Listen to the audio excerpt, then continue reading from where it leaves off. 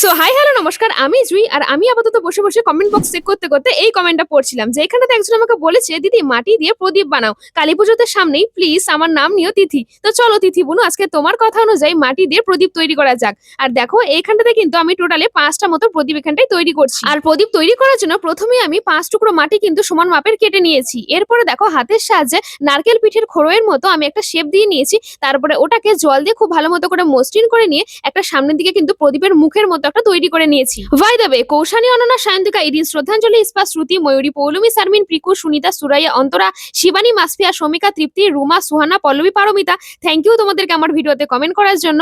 আর এইখানটাতে না আমি আপাতত 5টা মাত্র প্রদীপ তৈরি করেছি, আস্তে আস্তে কিন্তু আরো বেশ কটা মাটি দিয়ে প্রদীপ তৈরি করব। তাই তোমরা যারা সব কটা প্রদীপ দেখতে চাও তারা অবশ্যই কিন্তু চ্যানেলটাকে সাবস্ক্রাইব করে রেখো। আর আমি যেহেতু প্রতিটা প্রদীপ নিজের হাতে তৈরি করেছি, সেজন্য প্রতিটা প্রদীপ কিন্তু একই রকম দেখতে হয়নি, একটু কিন্তু ওপর নিচ হয়েই গেছে।